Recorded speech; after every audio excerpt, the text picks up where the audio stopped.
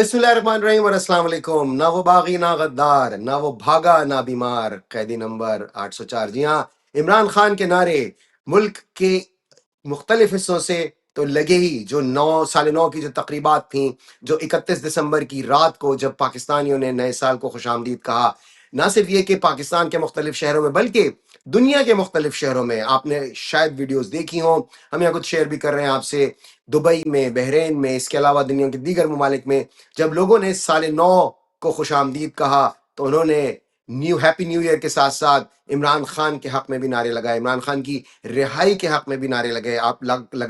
آپ لوگوں کو یاد رہنا چاہیے کہ سال 2025 وہ سال تھا جب عمران خان کی ایک جھلک تک، جی ہاں، عمران خان کی کوئی تصویر بھی باہر نہیں آئی اس سال کے دوران۔ ان کو خود باہر، مطلب بذات خود ان کا جیل سے آنا تو دور کی بات ہے، ان کی آواز، ان کی تصویر تک باہر نہیں آئی 2025 کے دوران۔ اس کے باوجود بھی آپ دیکھیے کہ پورے سال اگر کوئی شخص چھایا رہا، نہ صرف یہ کہ پاکستان کے جو میڈیا لینڈسکیپ ہے بلکہ لوگوں کے ذہنوں پر، ان کے اعصاب پر، تو وہ عمران خان تھا۔ اور یہی ہوا، آپ نے دیکھا کہ جسے کہتے ہیں نا، the year began with Imran Khan and it ended with Imran Khan. جی ہاں، جب 2024 ختم ہوا تھا اس وقت بھی یہی مناظر تھے، یہی نظارے تھے۔ 2025 ختم ہوا، یہی مناظر، یہی نظارے۔ اس کے علاوہ اور بھی بہت سی اہم خبریں ہیں جو ہم آپ سے شیئر کریں گے۔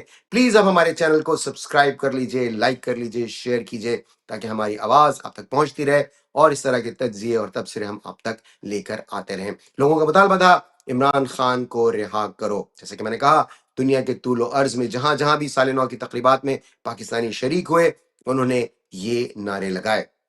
اور اب کچھ حالات ایسے بن رہے ہیں کہ وہ عمران خان کے موافق نظر آتے ہیں۔ جی ہاں، حکومت کی جانب سے ایسے اشارے دیے جا رہے ہیں کہ وہ بیٹھنے کے لیے، بات کرنے کے لیے تیار ہیں۔ اس کے ساتھ ساتھ اگر آپ اسٹیبلشمنٹ کو بھی دیکھیں تو ان کی طرف سے بھی اس وقت کوئی بہت زیادہ جارحانہ اس طرح کا بیان جیسے کہ D G I S P R کی جانب سے آیا تھا وہ نہیں ہے۔ ابھی حالیہ دنوں میں جنرل عاصم منیر نے N D U national defence university میں انہوں نے تقریر کی، وہاں پر بھی انہوں نے اس نوعیت کی کوئی بات نہیں کی۔ انہوں نے زیادہ جو ان کا فوکس تھا وہ ڈیفنس کے معاملات پہ تھا۔ ہاں، انہوں نے یہ ضرور کہا کہ سوشل میڈیا جو ہے اسے کنٹرول کرنے کی ضرورت ہے۔ اب دیکھیے، یہ رانا ثناء اللہ کا میں ایک آپ سے بیان شیئر کر رہا ہوں۔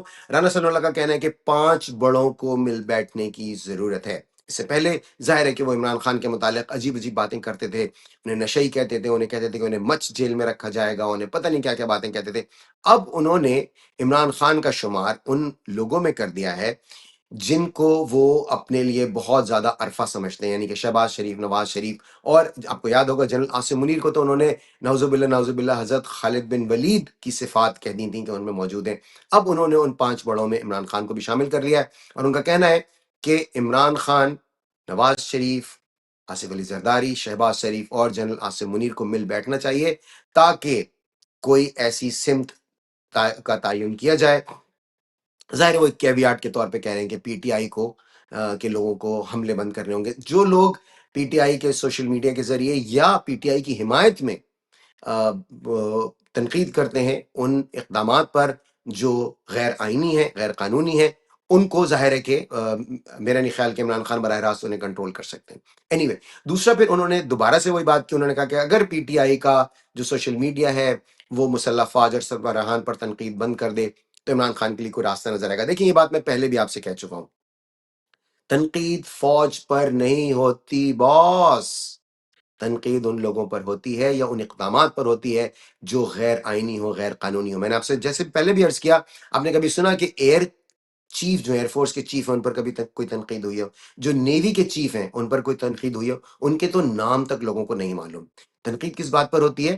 جب آپ سیاست میں مداخلت کرتے ہیں، جب 2024 کے الیکشن چرائے جائیں گے، اس میں واضح طور پر نظر آئے گا کہ لوگ یونیفارم میں لوگ ہیں، بیلٹ باکسز اٹھا کر لے جا رہے ہیں، پولنگ عملے کی پٹائی کر رہے ہیں، D G I S P R uniform پہن کر آئیں گے اور کہیں گے کہ سہیل آفریدی چیف منسٹر نہیں بن سکتے کے پی کے، اور وہ عمران خان کو ذہنی مریض کہیں گے، اور وہ کہیں گے کہ I don't want to see his face. Shahzad Akbar کے متعلق، شہزاد اکبر سے متعلق بھی خبر ہے، آگے چل کے بات کریں گے۔ تو اس پر تو تنقید ہوگی میرے دوست، کیوں نہیں ہوگی؟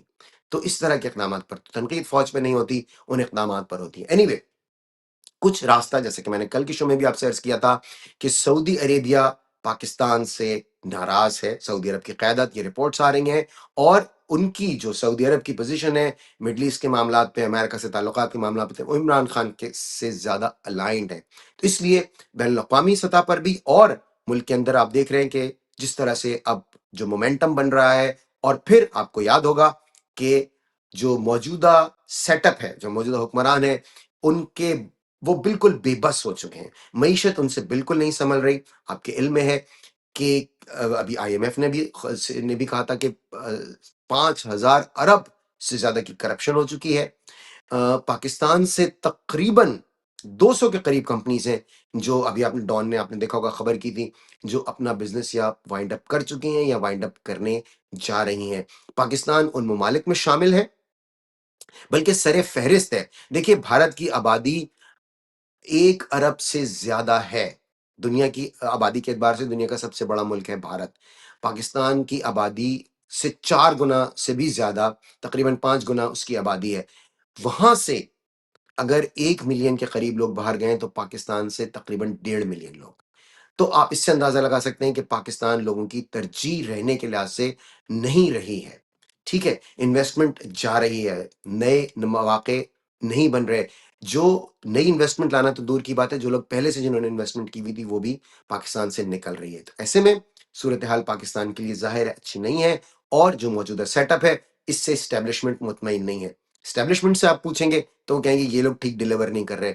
آپ حکومت سے کہیں گے تو وہ کہیں گے کہ جی اسٹیبلشمنٹ ہمیں کام نہیں کرنے دیتی، جیسے کہ اب سارا عالم نے کہا تھا کہ مطالبات کر کر کے سویلین حکومت کی کمر توڑ دی ہے اسٹیبلشمنٹ نے. تو اس لیے اب ایسی صورتحال بنتی نظر آ رہی ہے کہ شاید عمران خان کے لیے کچھ امکانات پیدا ہوں، اور ان امکانات کو ایک حقیقی جو شکل میں لانے کے لیے سہیل آفریدی بہت زیادہ متحرک ہیں. آپ کو پتا ہے کہ وہ لاہور گئے تھے، ان کا دورہ بہت کامیاب رہا تھا، انہیں بہت زیادہ پذیرائی ملی تھی. اور اب پہنچ رہے ہیں وہ کراچی. جی ہاں، کراچی رونقوں کا شہر، روشنیوں کا شہر، جہاں پر سب لوگ عام دنوں میں بھی آپ دیکھیے کراچی میں بہت رش ہوتا ہے. آپ کسی مارکیٹ میں چلے جائیں، اسٹریٹس پہ چلے جائیں، تو ایسے میں اگر کوئی پبلک موومنٹ، کوئی پولیٹیکل موومنٹ چلتی ہے تو سہیل آفریدی کے لیے وہاں پر کراؤڈ اکٹھا کرنا بہت آسان ہوگا اور بہت لوگ وہاں جمع ہوں گے. اور وہ پہنچ رہے ہیں وہاں پر 9 جنوری کو. دیکھیے جب اس طرح کے نظارے جب لوگ دیکھیں گے کہ ہزاروں نہیں لاکھوں کی تعداد میں لوگ نکل رہے ہیں تو اس سے ایک مومنٹم بنے گا. اور کراچی اور لاہور، جیسے کہ میں نے پہلے بھی کہا تھا، یہ 2 ایسے شہر ہیں جہاں سے کہ اگر مومنٹم بن جائے تو وہ اس کا جو ایفیکٹ ہے وہ ملک کے دیگر علاقوں میں بھی ہوتا ہے. اس لیے یہ ایک بہت اچھی موو ہے اور انہیں اس کو کنٹینیو رکھنا چاہیے. ایک خبر جو بہت زیادہ اس وقت سوشل میڈیا پر آپ دیکھ رہے ہوں گے، وہ ایک آرٹیکل ہے جو ایک بچہ، ایک اسٹوڈنٹ ہے، وہ یہاں آرکنسو یونیورسٹی میں پڑھتا ہے. امریکہ کی ایک اسٹیٹ ہے آرکنسو. پاکستان میں جو لوگ دیکھ رہے ہیں ان کی دلچسپی کے لیے میں اتنا بتا سکتا ہوں کہ آپ جو سابق امریکی صدر ہیں بل کلنٹن، وہ آرکنسو اسٹیٹ کے گورنر تھے. تو یہ اس کا ایک تعارف ہو سکتا ہے آپ کی نظر میں. اچھا، اب انہوں نے ایک آرٹیکل لکھا، اور وہ آرٹیکل، اچھا اس اسٹوڈنٹ کا جو اس اسٹوڈنٹ نے اس میں آرگیومنٹ کیا دیا. بائی دا وے ان کا لاسٹ نیم نظامانی ہے، تو کچھ لوگ کہہ رہے ہیں کہ شاید وہ فضیلہ قاضی جو فارمر ایکٹریس ہیں، پہلے ایکٹنگ کرتی تھیں، اور ان کے شوہر ہیں قیصر نظامانی، شاید ان کے بیٹے ہیں وہ. تو انہوں نے ایک ایکسپریس ٹریبیون ہے پاکستان کا ایک اخبار، اس میں انہوں نے ایک آرٹیکل لکھا. اور آرٹیکل میں ان کا جو تھیسس تھا، جو ان کا جو جینیسس آف اس آرگیومنٹ کے، جو پرانی جنریشن ہے وہ اب بالکل ان کے جو آئیڈیاز ہیں وہ متروک ہو چکے ہیں. اور ان کا براہ راست انہوں نے جن اقدامات کی طرف اشارہ کیا وہ ہیں جو DGISPR کرتے ہیں. مثلاً یہ کہ آپ زبردستی لوگوں کو حب الوطنی کا سبق نہیں پڑھا سکتے. جب لوگوں کو ان کے حقوق ملیں گے، جب لوگوں کو ان کی زندگیوں میں بہتری نظر آئے گی، انہیں خود بخود اپنے ملک سے محبت ہو جاتی ہے. آپ اس طرح کے اقدامات کریں گے تو وہ ہو سکتا ہے ملک چھوڑ کر جانے پر مجبور ہو جائیں. یہ آرٹیکل زبردستی ایکسپریس ٹریبیون کی ویب سائٹ سے ہٹوا دیا گیا، اور یہی غلطی ہو گئی باس، یہی تو غلطی ہو گئی. دیکھیے پاکستان میں اخبارات پڑھنے کا، دنیا بھر میں بھی ویسے بھی اخبارات پڑھنے کا رجحان بہت کم ہو گیا. بہت کم لوگ اخبارات پڑھتے ہیں، اور انگریزی اخبار تو پاکستان میں بہت ہی کم پڑھے جاتے ہیں، اس کا تو بالکل رجحان نہیں ہے.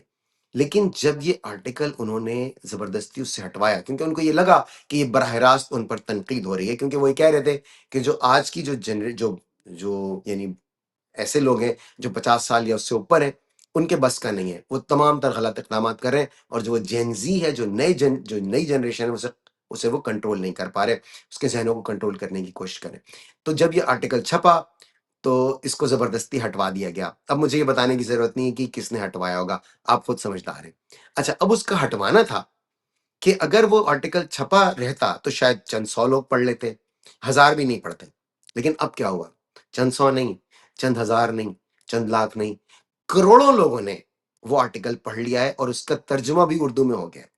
سب لوگ نہ صرف اسے پڑھ رہے ہیں بلکہ شیئر کر رہے ہیں، اور پھر اب اس پر میمز بن رہی ہیں، اور ان میمز میں جو سب سے زیادہ میم بن رہی ہیں وہ DGISPR کی ہے۔ کیوں؟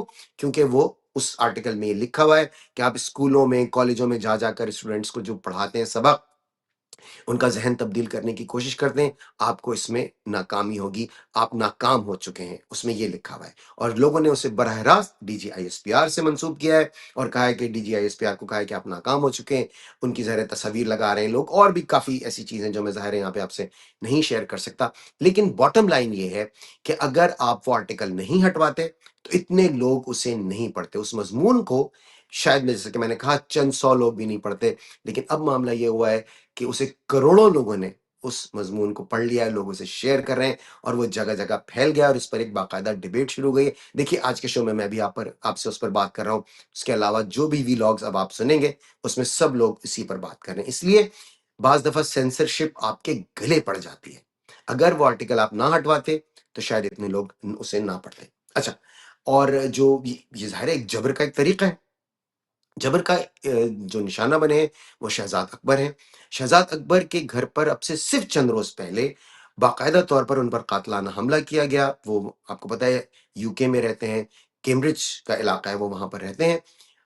اب آج ان کے گھر پر دوبارہ سے حملہ ہوا، یہ انتہائی قابل مذمت ہے، اور دیکھیے اس سے بہت زیادہ مشکلات بڑھیں گی۔ وہ براہ راست پاکستان کی انٹیلیجنس ایجنسیز کا نام لیتے ہیں، وہ کہتے ہیں کہ وہ ان پر حملے کرواتے ہیں کیونکہ وہ بہت بڑے ناقد ہیں۔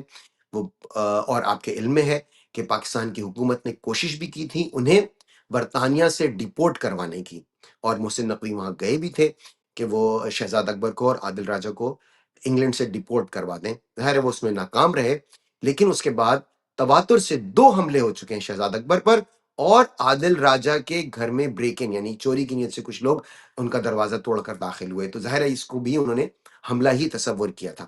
تو ایک ہفتے کے اندر 2 حملے شہزاد اکبر پر UK میں ہو چکے ہیں، اور اس سے ظاہر ہے پاکستان کی بہت زیادہ بدنامی ہو رہی ہے۔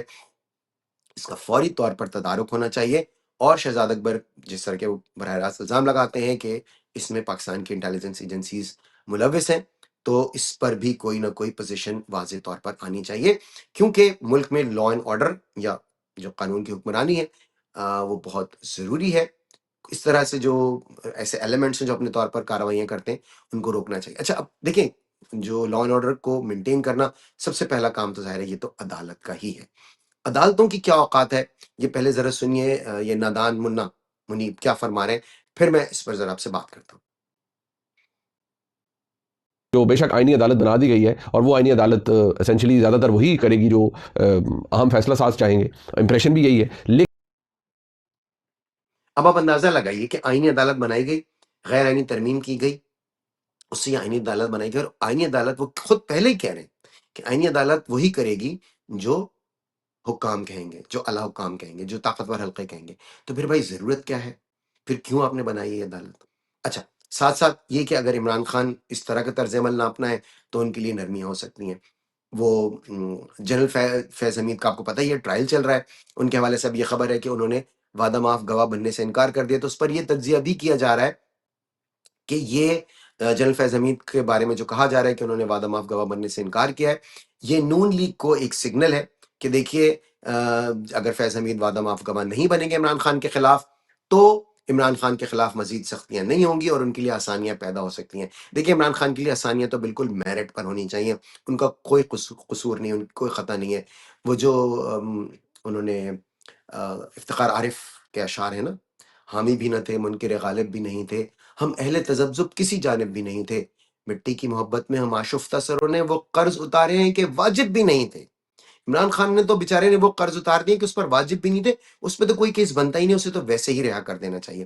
لیکن آپ کے علم میں ہے کہ کچھ عرصے پہلے میری فیض حمید کے وکیل میاں اشفاق سے بات ہوئی تھی، اور میں نے اسپیسیفکلی عمران خان سے متعلق پوچھا تھا، تو انہوں نے یہ تو نہیں کہا کہ عمران خان کا نام تو انہوں نے نہیں لیا، لیکن انہوں نے یہ کہا کہ جو ہمارا کیس ہے وہ ہماری حد تک ہے، اس کا کسی اور شخص سے یا کسی اور کیس سے تعلق نہیں ہے۔ تو اس لیے یہ بات تو طے شدہ ہے کہ یہ بلا وجہ پھیلایا جا رہا ہے کہ فیض حمید پر اس طرح کا کوئی دباؤ ہے کہ وہ عمران خان کے لیے گواہی دیں، کیونکہ ان کا براہ راست تعلق اس سے کچھ ہے نہیں۔ تو اب ظاہر ہے لیکن زیب داستان کے لیے اس طرح کی باتیں کی جاتی ہیں، لیکن جب آپ یہ کہیں گے کہ عدالتیں وہی فیصلہ دیں گی جو طاقتور حلقے چاہیں گے، تو اس سے تو عدالتوں کی مزید رسوائی اور ضبکی ہوگی، جو کہ نہیں ہونی چاہیے۔ اس لیے ان کو چاہیے کہ اس طرح کے لوگوں کو، جو نادان منا ہے، اس طرح کے لوگوں کو روکیں کہ وہ ٹی وی پر آ کر اس طرح کی باتیں نہ کیا کریں۔ آج کے شو میں بس اتنا ہی۔ پلیز آپ شوکت خانم کے لیے ڈونیٹ کرتے رہیے، کیونکہ آپ کے ڈونیشنز ان کے لیے بہت اہم ہیں۔ ہمارے چینل کو سبسکرائب کیجیے، لائک کیجیے، شیئر کیجیے۔ آج کے شو میں بس اتنا ہی۔ انشاءاللہ تعالیٰ آپ سے اگلے پروگرام میں پھر ملاقات ہوگی۔ خوش رہیے اور باخبر بھی۔ اللہ حافظ۔